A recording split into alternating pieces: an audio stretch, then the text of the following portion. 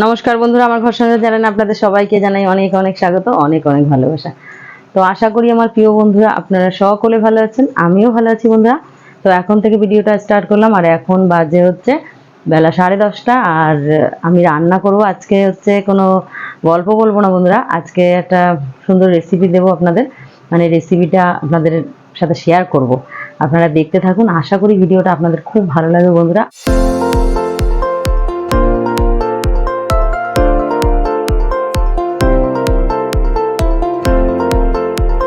তো বন্ধুরা, আজকে দেবো হচ্ছে এই যে পাতুরি। আমি বললাম না যে আজকের ভিডিওটা কি নিয়ে করব, সেটা হচ্ছে পাতুরি। এই মাছগুলোর সঠিক নাম কি আমি জানি না, একজনে বলে বাঁশপাতা মাছ, এক এক রকম মাছ বলে, কেউ বাতাসি মাছ বলে। তা আপনারা কি মাছ বলেন আমাকে অবশ্যই কমেন্টে জানাবেন। এই মাছটার আমি পাতুরি করবো বন্ধুরা, অনেকটা নিয়েছিল, অর্ধেকটা নিয়েছি পাতুরি করবো বলে।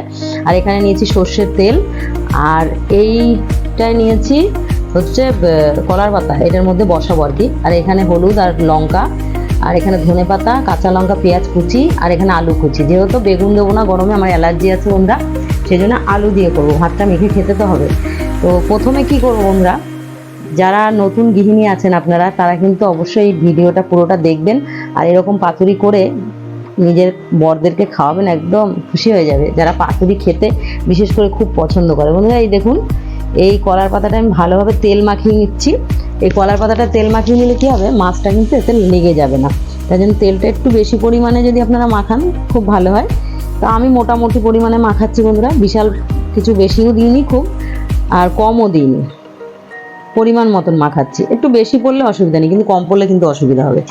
আর এখানে দেখুন, এখানে আমি দিয়ে নেব, প্রথমে দেবো এর মধ্যে লবণ। এই যে এটা আমার রান্নারই লবণ। এই যে প্রথমে লবণ দিয়ে নিচ্ছি, যেহেতু বরফের মাছ নুনটা একটু পরিমাণে কম দিলেও কোনো অসুবিধা নেই বন্ধুরা। তারপরে দিচ্ছি এই যে সর্ষের তেল।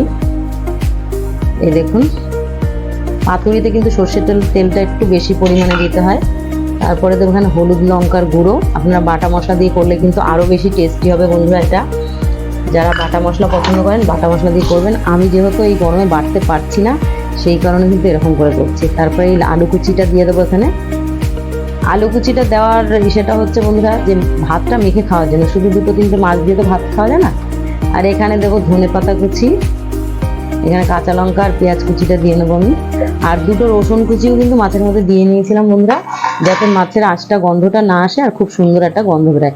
রসুন কুচি যদি আপনাদের এখানে ধরুন, আমার এখানে প্রায় 500 মতন মাছ আছে, 500-র একটু কম আছে, তার মধ্যে আমি 2 কোয়া রসুন কুচি দিয়েছি। আপনারা যদি চান 4 কোয়াও দিতে পারেন, যেহেতু বড় কোয়া ছিল আমার, তার জন্য 2 কোয়া রসুন কুচি দিয়েছি। এটাকে এখন ভালোভাবে মাখিয়ে নেব সুন্দর করে। তো বন্ধুরা, এই যে দেখুন, এখানে এই তেলটুকু আমি পুরোটাই দিয়ে দেবো, পুরোটা তেলই দিয়ে দিলাম। তেলটা একটু বেশি পরিমাণে হলে কি খেতে কিন্তু খুব বেশ টেস্টি হয়। আর এই জিনিসটা আমি ভালোভাবে মাখিয়ে নিয়েছি। এই দেখুন, তো তেলটা দিলাম বলে আমি আর একটু ভালোভাবে মাখিয়ে নেবো। এটাকে মাখিয়ে নিয়ে তারপরে এটা সাজিয়ে দেবো, মানে পাতাটার মধ্যে সুন্দরভাবে সাজাবো। এই দেখুন, এইভাবে যতটা তেল, সোনা সরো, যাও দিকে, সরো সরো, আমার মিনিদের জ্বালা একটা কাজ করে আমার শান্তি নেই। এই যে এইভাবে প্রত্যেকটা মাছ এরকম সাজিয়ে সাজিয়ে দিতে হবে বন্ধুরা। এই দেখুন, প্রত্যেকটা মাছ কিন্তু এইভাবে সাজিয়ে দেবো। সরো, ওদিকে যাও, ওখানে মাছ আছে, মাছ দিয়ে ভাত মাখা রয়েছে, মাছ দেওয়া রয়েছে, তাও খাবে না। এখানে প্রত্যেকটা মাছ আমি এরকম সাজিয়ে দেবো। তো বন্ধুরা, এই দেখুন মাছগুলো তো সাজিয়ে নিয়েছি, তারপরে এই যে আলুগুলো আমি দিয়ে নিয়েছি। মাছগুলো পুরো ভালোভাবে সাজিয়ে নিয়ে এই যে তার উপর দিয়ে এই যে আলুগুলো দিয়ে নিয়েছি। এই দেখুন, এইভাবে সুন্দর করে আলুগুলো সাজিয়ে দিতে হবে। এর উপর দিয়ে যখন আমি উল্টে দেবো এটা পাতুরিটা, আপনারা পুরো ভিডিওটা দেখতে থাকুন, পুরোটাই আপনারা দেখতে পাবেন কিভাবে উল্টানো এসে।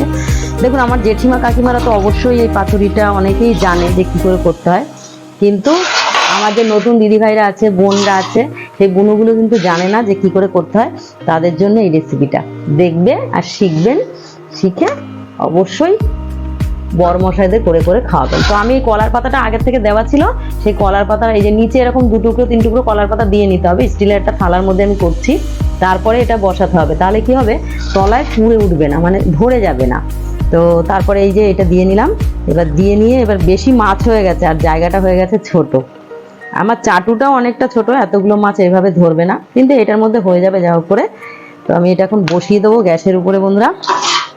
চলুন ঢাকা দিয়ে দেবো। এই যে গ্যাসের উপরে বসিয়ে দিলাম, এটা বসিয়ে দিয়ে এখন আমি গ্যাসটা অন করে দেবো। এই যে গ্যাসটা অন করে দিলাম বন্ধুরা, কিন্তু গ্যাসটা কিন্তু ধিমি হবে, একদম ধিমি ভাবে গ্যাসটা এসে হবে। এই যে এইভাবে ঢাকা দিয়ে দিতে হবে, যেটা এটা দিয়ে আমার ঢাকা দেওয়া হচ্ছে না, আমি বড় পাত্র নিয়ে এসে ঢাকা দিয়ে দেবো। ঢাকা দিয়ে একদম ধিমি আঁচ করে এই দেখুন, তারপরে কিন্তু সুন্দরভাবে তাহলে সিদ্ধ হয়ে যাবে, পোড়াও লাগবে না। তো চলুন এইভাবে হতে থাকুক। তো বন্ধুরা এই যে দেখুন, এখানে মাছ পাতুরি আমার এক পিঠ কিন্তু ভালোভাবে হয়ে গেছে, মাছের দিকটা আর এই আলুর দিকটা। এখন আমি উল্টে দেবো পাতুরিটা। তো মাছ পাতুরিটা কেমনভাবে উল্টাচ্ছি একটু আপনারা ভালো করে দেখে নিন। আর যারা আমার নতুন বুনুরা আছে, যদি এইটা করতে যায় একটু রিস্কের ব্যাপার, মানে উল্টানোটা, তো বাড়িতে যদি জেঠিমা কাকিমা কেউ থাকে তাদেরকে বলবে উল্টে দিতে, খুব সুন্দরভাবে উল্টাতে পারবে পাতুরিটা। এইভাবে দিতে হবে। এই যে একটা থালায়, বড় থালায় নামিয়ে নিলাম, নামিয়ে নিয়ে এই যে এখান থেকে আরেকটা পাতা আমি দিয়ে নিলাম, দিয়ে নিয়ে এই যে পাতা দিলাম একটা, এই যে দিয়ে জাস্ট উল্টে দিলাম। এই যে একটু মাছটা দাগ দাগ লেগেছে, এই যে দেখুন, এই যে বেশ সুন্দর কিন্তু হয়েছে মাছটা। এখন আর এক পিঠ হবে, মানে এই জলটা আর একটু টানবে, টানলে এই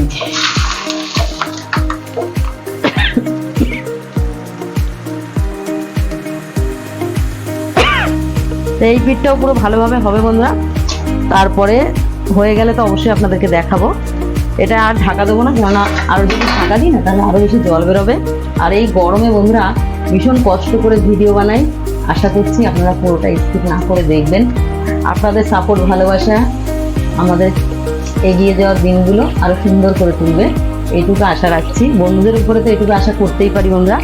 তো চলুন এটা হতে থাকুক, ততক্ষণ আমি কলমি শাকটা ভাজা করে নিই, রসুন ফোড়ন দিয়ে কলমি শাক ভাজা করব। তো বন্ধুরা এই যে দেখুন, এখানে আমার পাতুরি কিন্তু একদম কমপ্লিট। আর এই দেখুন, দেখেছেন মানে তলায় যে ফুটছে এখন দেখা যাচ্ছে, জল কিন্তু এক ফোঁটাও নেই, এখন যেটা আছে সেটা পুরোটাই তেল, একদম চকচক করছে, পুরো তেল উঠে গেছে।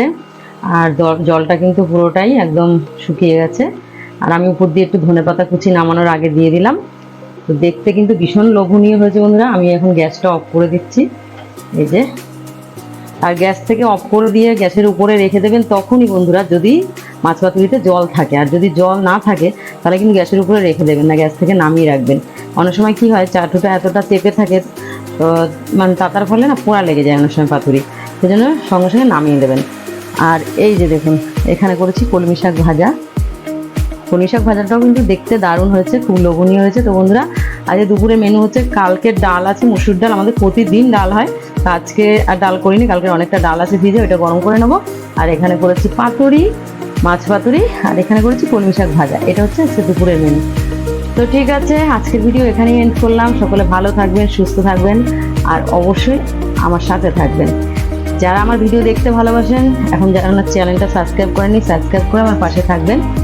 তো বন্ধুরা আজকের মতন টাটা।